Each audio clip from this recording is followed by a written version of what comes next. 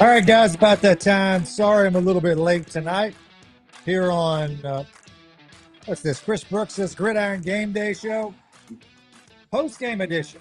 I just rolled in here. I've got my coffee ready with my Navy mug. Almost just dropped that sucker. Happy to be in here. We'll go through some of these scores that's scrolling across my social media feeds. Uh, I'm going to play around with some of this stuff tonight, and we'll see how we can make this better as we go. You know how the first show always is. It's always buggy is the word I was going to throw out there. There's always some issues, but anxious to hear from you. Let me work here to get the messages on the screen because I want you to be part of the show. And we are brought to you by Capital Ortho, capitalortho.com, by Sound and Communications. That's soundcomav.com. Check them out. By Country Pleasing and Country Meat Packers in Florence. Go check out my best friend, or one of my good friends, Henry Cooper, was there today. Rolled out of there with a couple of steaks that threw on the grill this afternoon. Henry, appreciate that. They were awesome. And we're going to knock out some scores from the night. Seems like it hasn't been that long since we just ended a high school football season. But it is that time of year again. All right, let me work here to get these messages on the screen real quick. Wherever you are tonight, we had academies that were in action tonight. So you had a full slate of academy high school football games. Y'all give me a second and I will get that chat on the screen so you can see your messages scrolling across the show as we go. I can't remember if I fixed the font on this thing or not. You don't want me to have to, do this to go with the glasses. But that font there, that may push me to do it. I thought I'd change that, but we'll see. We'll work on it as we go. If you want to message the show,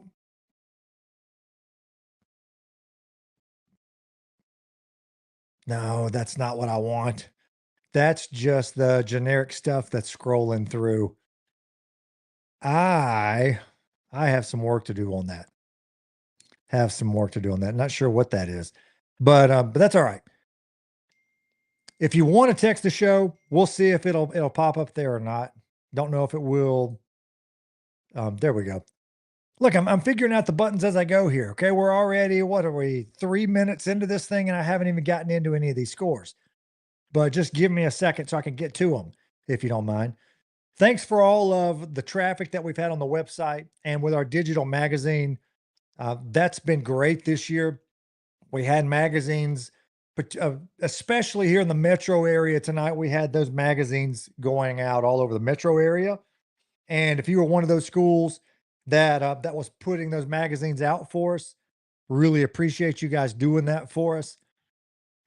We decided to put the magazine together a little bit later this year. And honestly, in my mind, I'm thinking towards December, we'll do a postseason edition, and then really thinking towards next season and some things there. But I had to get it done this year, and we did. We got it out. We've had an incredible amount of traffic on social media. I know I checked today, the last 9 days since we first started posting stuff for this year, we've had over 1.5 million views of content, which that's amazing. So appreciate you guys doing that for us. As we go through the year, we'll do this every Friday night at 10 o'clock, roughly thereabouts, depending on where I am. This may end up being done in a car. If I'm in the Grand Cherokee on the way back from a game, this could be done right there on site. For instance, like next week, I would like to go to the Tupelo Brandon game. And if I do, then this has to be done remotely. So we'll see. We'll see about that. But thanks for all the traffic, all the orders, all the magazine orders should have gone out. Coaches, those of you that are watching, there are a bunch of you that I mailed boxes yesterday and today. Those will be arriving starting probably on Monday. And happy to do that this year just to make sure that we got that out. All of the All-State guys, and then we'll get to scores here since this is a scoreboard show, okay? We'll get to that here in just a second. If you shoot me a message on Facebook, it should show up on my screen. We'll see. Okay, this is a work in progress. I'll have to check that later to make sure that's working. But all of these All-State guys, there are some that we missed on. Whenever you're going through that much content to put that magazine together, you're going to have misses, and that's something that I've had to get on some level comfortable with because there's no way to avoid it with the number of people we have putting this together and the number of kids that we're covering. But you still hate to see it. So whenever I see mistakes, I go out of my way to try to take care of those kids through the season, unless they're real ugly about it or parents ugly about something. And like, I'm human. I'm not necessarily going to go out of my way, to take care of those. But 99% of the players and the parents and the coaches are really easy to work with and understand mistakes happen. And if they happen, let me know. And like I said, I'll go out of my way to make sure we try to make it up to you during the season as best we can. But just a couple of notes here real quick before I get into some of these scores from tonight. On our all-state teams, for instance, like the quarterback position was difficult because we have a lot of quarterbacks this year, and they're very close. It's hard to have a whole lot of separation between those guys. We had Sladen Shack first team in 7A in the state, but then you also had Kingston Johnson at Starkville. Starkville had a big jamboree win tonight. You had Kellen Hall at Oak Grove, which I felt bad about him. He had the best numbers from last year to this year, and had better numbers than the two players that we picked for it. And at one point, I had 3 quarterbacks on that team and then backed off of that and basically did a straw poll to pick it. But he could easily have the best season. Could go out there and be the guy this year. Wouldn't be shocked at that. But just a couple of the scores from the night before I get into the academies. I did stop by Jackson Prep, Jackson Academy, and Hartfield tonight to see parts of those games. MRA was on the road. But since the MHSAA gets into their schedule next week, it gave me a chance to get ahead a little bit on these academies. I saw Starkville score came in. Brett Morgan's first, not official game yet, but first action as the head coach at Starkville, and they had a huge win tonight. Don't be surprised if they're a real contender in the North. Tupelo's right now the top team, but don't be surprised if Starkville's right there with them. They brought a couple of kids in there that are going to help them a lot too. Oxford, and I think that was over a Horn Lake team. The Horn Lake team that's pretty good. Oxford had a big win tonight too, and I can't remember. One was over Holmes County, one was over Horn Lake. I can't remember which. But Oxford was impressive. Same thing as Starkville. Oxford will be right in the middle of the north half in 7A. Wouldn't be shocked to see any of those teams come out of it, but they both had real impressive nights. As I'm going through some of these from tonight, Germantown had a great night. They have a huge win over Morton, and I don't know as much about Germantown. They lost a lot from last year, a lot of skill talent. But that's regardless, 59-7 is a big jamboree win. I want to see what they have early in the year. Hopefully, I'll have a chance to get out to Germantown and see it. Jackson Prep beats UMS Wright tonight at home. Wade Smith rushes for 188 yards on 31 carries, 3 touchdowns. UMS Wright's head coach, you'll probably remember this name, Sam Williams was the head coach at Brandon, left a couple of years ago to take this job. And so he was back in the metro area again tonight. I went out there for a little bit of that game. Whenever I try to make those quick trips, I saw the second quarter of this one. And honestly, when I was there, Prep was, they were handling UMS Wright. They had a couple of mistakes that let UMS Wright stick in it. Let me give you an example. Prep's quarterback is very talented. Now I'm doing this live. Names are having a hard time. I think it's Luke Usry. For some reason, the first name, you ever say a name over and over, and then all of a sudden you've said it so much You can't remember what it was because it doesn't sound right.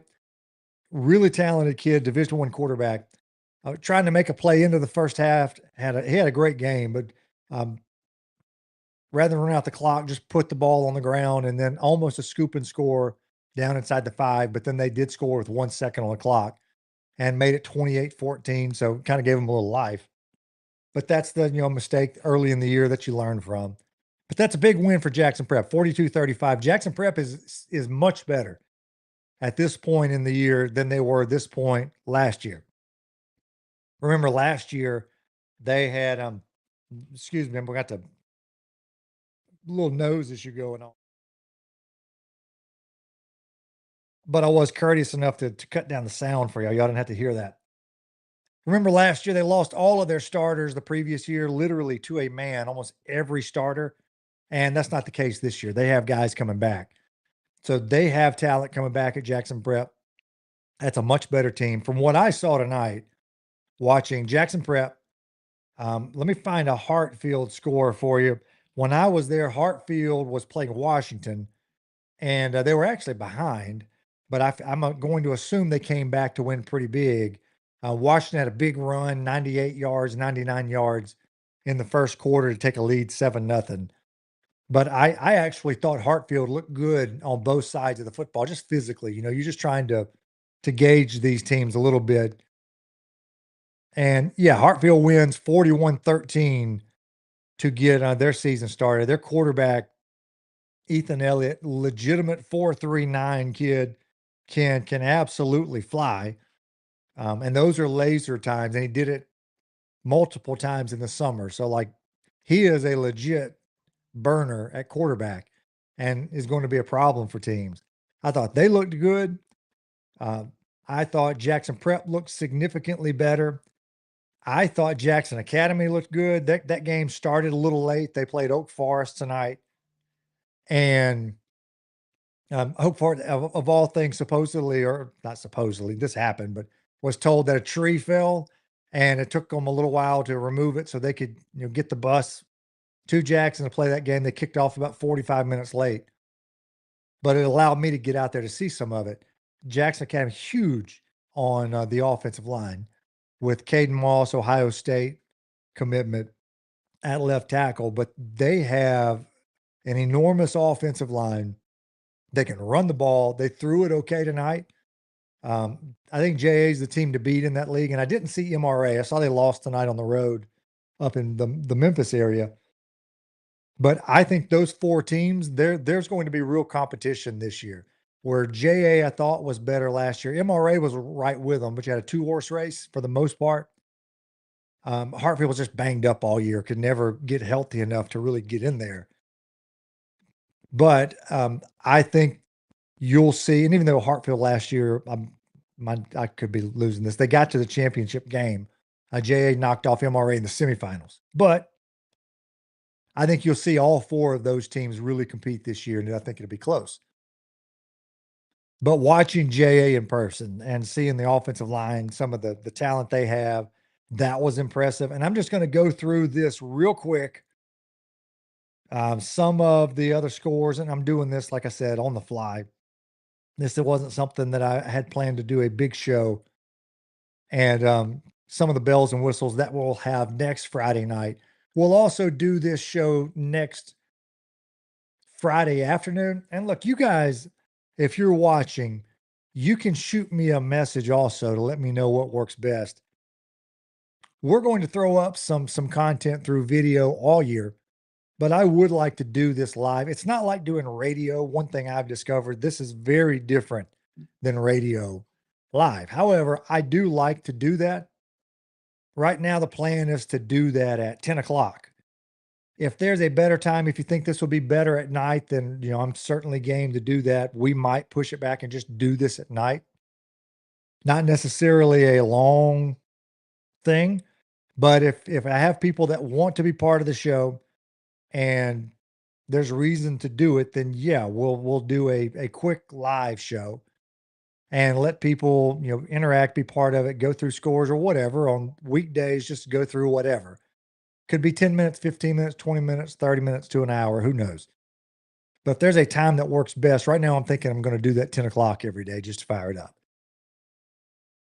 But a few of these other scores, let's say I gave you those. This was mostly academies, all academies tonight, except for the jamborees that we had going on. Lamar School picks up a big win, Winston Academy. If any Lamar people see the video, let me know. I'd be interested to know if Sullivan Reed played, big Mississippi State baseball commit.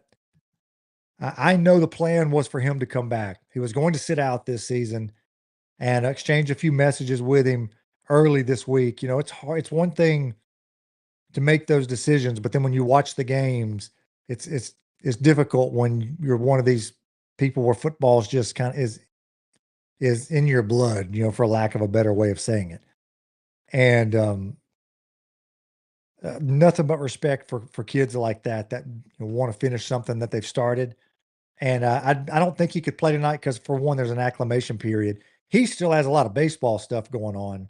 There's Team USA tryouts, showcases, whatever you want to call that, to make Team USA. That's ongoing. And I believe he is still in the running, along with Deuce Jenkins from Jackson Academy, I believe. So I think that's still an issue here, maybe for the next week or so. But you could see him on the field for Lamar School. But if that's still the plan, hey, message me, let me know. Shoot me an email, chrisbrooks@msgridiron.com, and keep me in the loop on that one. Not a lot of scores from the night. Like I said, I already gave you the Oxford Jamboree, and a lot of these jamborees, the scores aren't going to be posted like they will during the year. Good to see these games. I was looking at the offensive and D line, a few plays, not much after that. That's from Thomas. Appreciate you, man. Thomas is always a big part of our live streams after games. But next Friday night, when we really kick this thing off with a full slate of games, I'll sit here and I'll come on here and have the scores already done. I really literally flew in here at 10 o'clock tonight. So hopped on here, just wanted to see what was on social media as far as some of the scores. Some of the other JA wins 46-0 over Oak Forest too. I'm seeing that score right now. I didn't think I'd see many Jamboree scores. Starkville Academy wins big. I thought I might see a few, but I haven't seen many. Pillow wins big over Heritage. A couple others before we get into just some overarching, some high school football talk. We're here about 18 minutes. We might go 25 minutes or so. And I'll scroll through this a couple more times while I'm sitting here. Okay, as far as where we are in high school football going into the season, I felt really good about the rankings, but just so there's an understanding of where those rankings came from in the magazine, coaches vote on that in class, right? So like 7A, I literally can go through the coaches poll and see how they voted in 7A. And I'll award, I only ask for the top 5, even though we do a top 10. That's asking too much of coaches. So I get them to do a top 5. And then I give a point value, first place is 5 points, second place is 4, and you work your way backwards. And then those 7A rankings are literally straight from the coaches, what they sent us.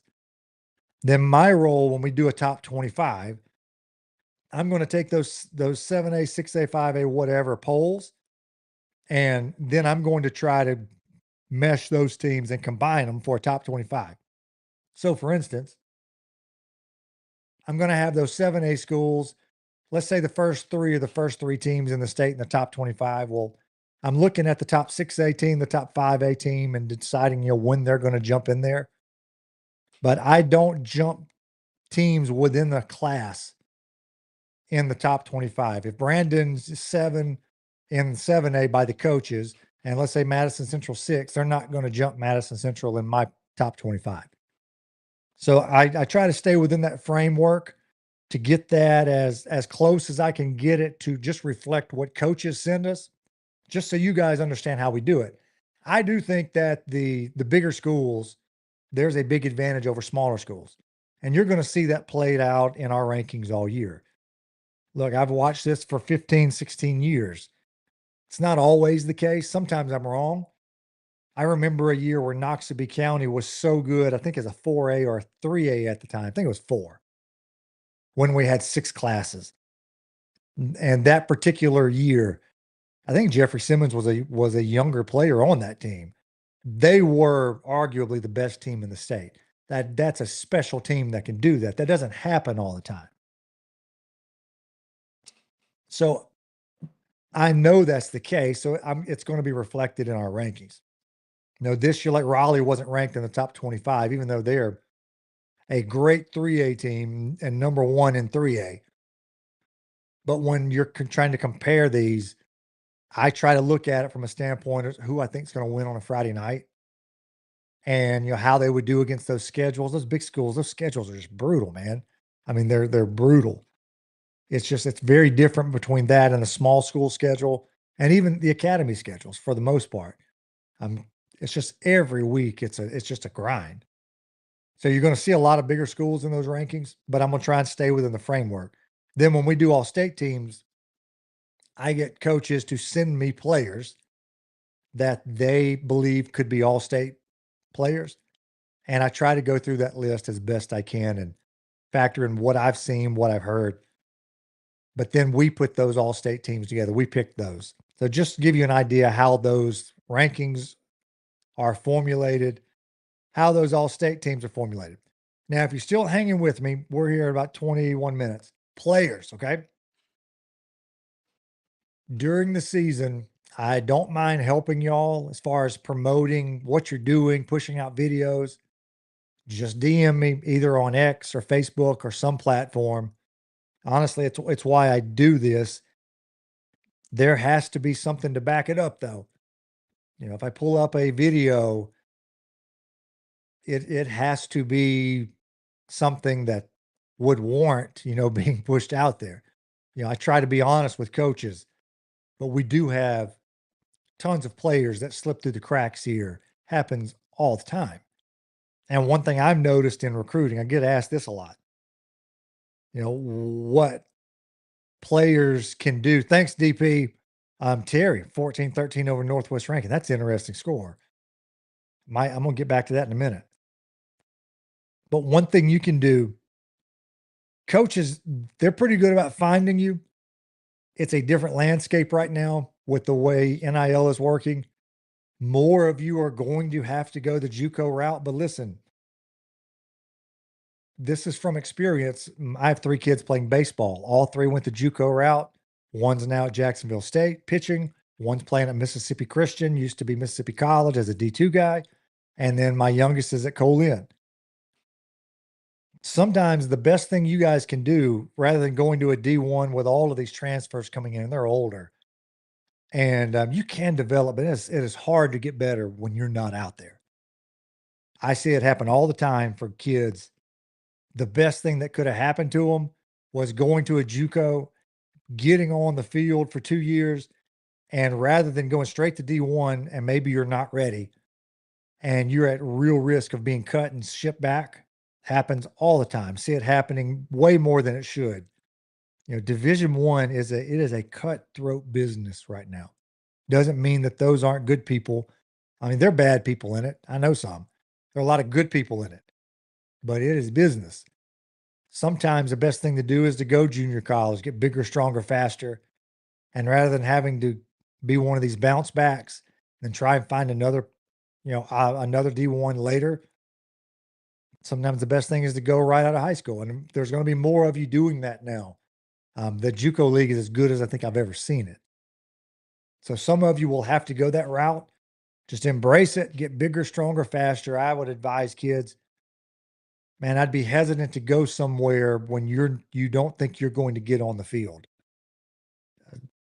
Go somewhere where you're going to play. Just because I've seen just too many of those kids getting cut or getting shipped back to the house. Just be careful, make good decisions, be wise. Don't get wrapped up in all of this edit business and where you're going and all the money that's in it. Man, there's a bunch of kids that just get wrapped up in it and get lost in it. Keep your head down, work hard, and these coaches will find you. But I'd go to their camps in the summer, the schools that you want to go to.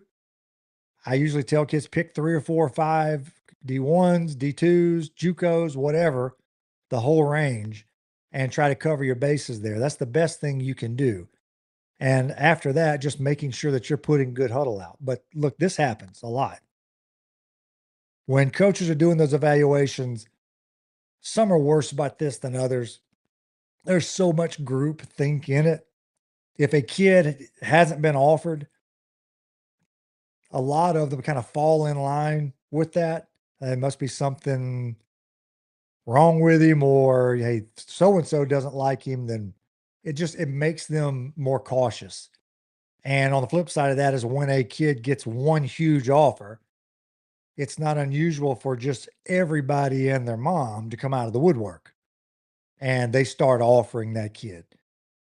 I see that happen all the time. But point being, just make sure there's video out there.